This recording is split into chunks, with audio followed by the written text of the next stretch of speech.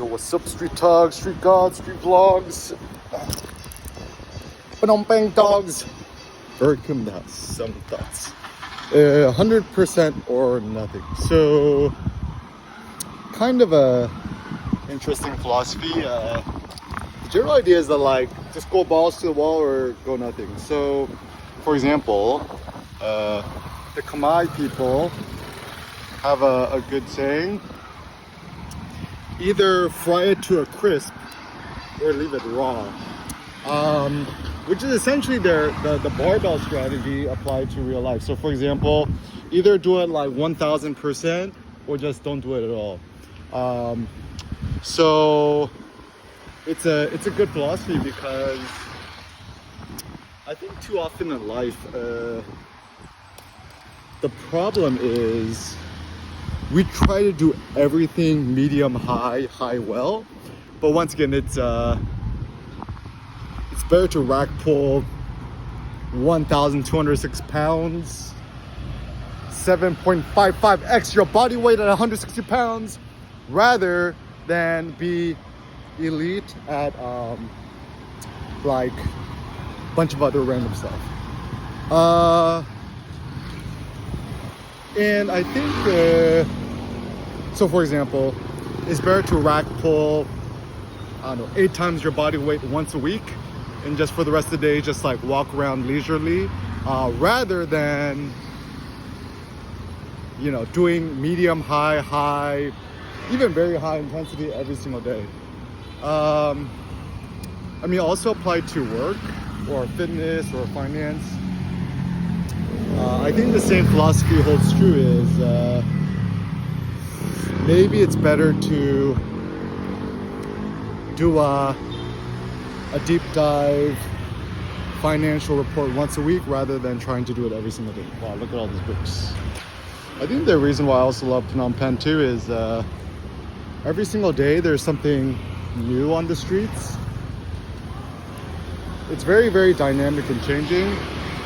And I think why it's also possible too is because labor is so abundant and the city is rapidly developing and the economy is also rapidly developing. As a consequence, it allows for a much more kind of like a growth mentality society. I think you know, there's stories of like early day people going to Shanghai when it was just a bunch of rubble. Maybe Phnom Penh is the same thing. And also what's interesting too is I think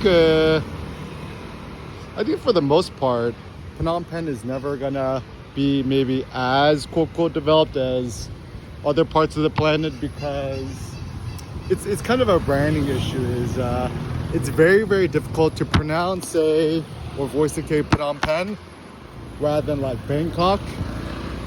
But who knows? Maybe it's just a branding issue. You'll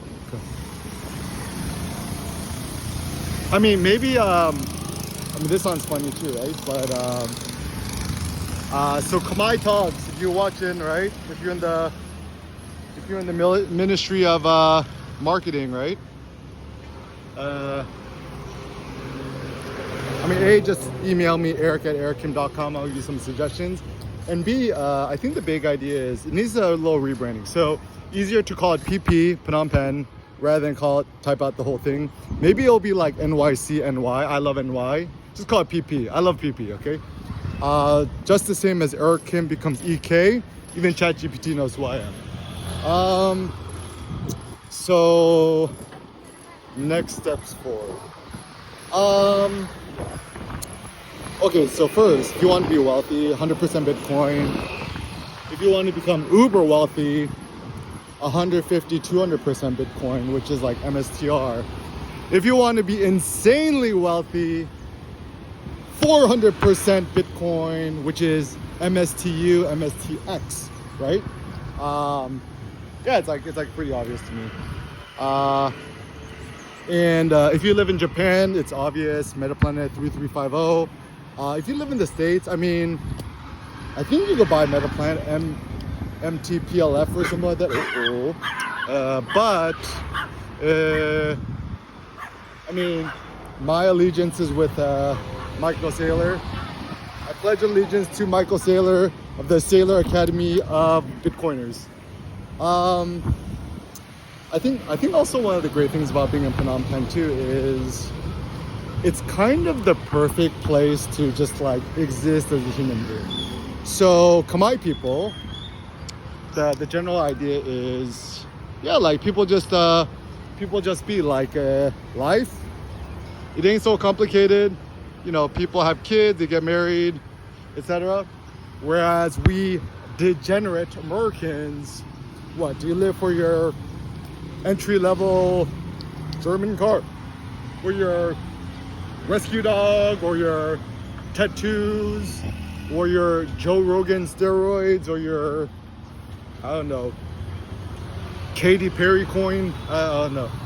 So as a consequence, this becomes interesting because what's this? Chipmunk Industries. Ooh, get a job with Chipmunk. I need to do some research about this. But anyways, also if you're Korean American, my new aphorism is, it's better to be American in Asia than Asian in America. The rationale is knowing English, you know, the universal language of commerce. Bitcoin is also a new language. I think that's the big thing that people need to realize. Just watch Saylor's new presentation at Bitcoin Prague. Bitcoin is a technology like electricity, Wi-Fi, you know, the wheel, a mobile phone, the English language, etc.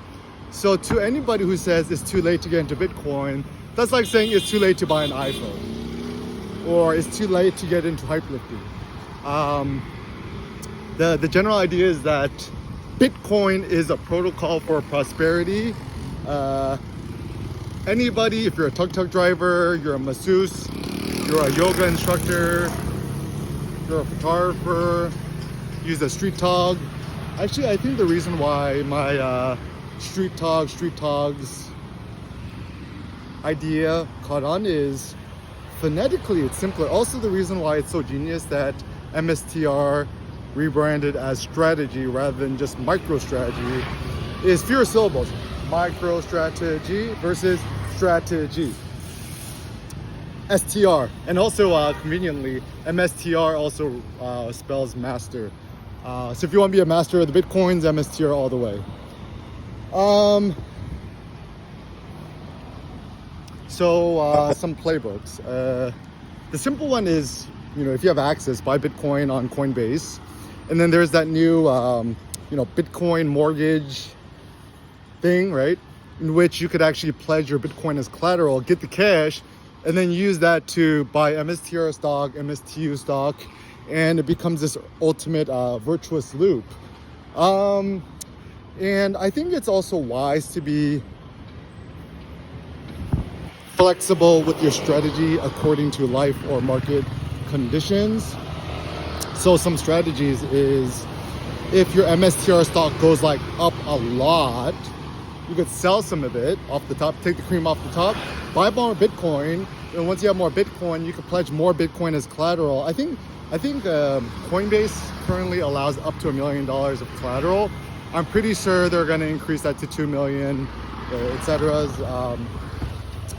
Also, strategies you could do, I think it's actually a good idea, is if you use like a traditional broker and you have MSTR stock, you can open up a margin account, and once MSTR goes up, you could borrow more MSTR stocks on margin, so you could go like 20% more MSTR.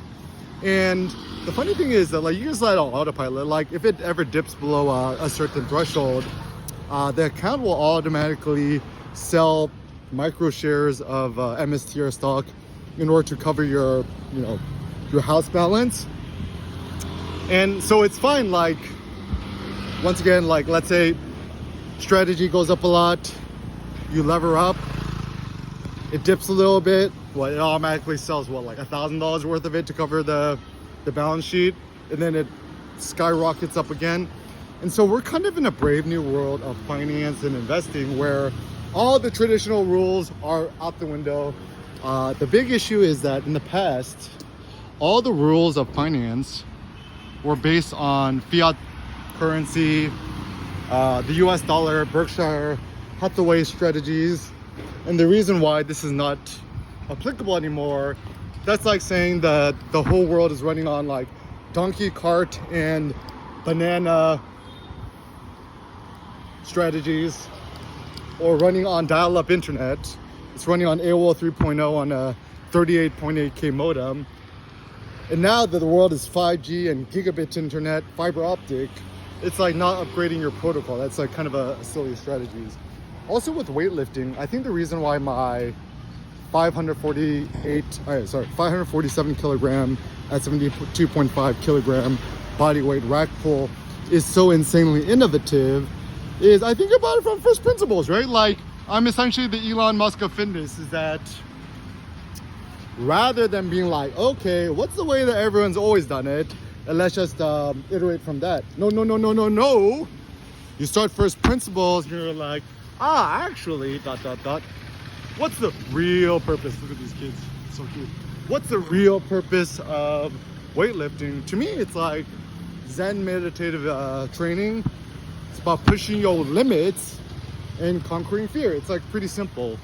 And I'm actually kind of convinced, like, I'm a normal human being. I do it fasted. I don't even take protein powder. I'm not sponsored by anyone besides Bitcoins. And so as a consequence, I mean, I would trust me because once again, you know, I made my wealth and fame through photography. And then now I'm independently wealthy through Bitcoin and MSTR and MSTU. So like everything I'm saying is, I mean, you might not agree with me, but at least like I'm not lying or obfuscating the truth like The Rock or all these other dudes on the juice. Like all these dudes on the juice who, like, I was thinking about it, I'm like so much more impressed with like, well, you deadlift 501 kilogram, 502 kilogram off the floor, but like you're like 400 pounds, you're juicing your eyeballs out, you got like a gut like Homer Simpson. Yeah, I think the Eric Kim, like Brad Pitt on steroids Fight Club aesthetic is A, much more sexy, and B, much more interesting. And I think I proved that you could do it like razor sharp. I think I'm at like 4% body fat now. So as a consequence, yeah, 100% balls to the wall, cook it to a crisp or leave it alone.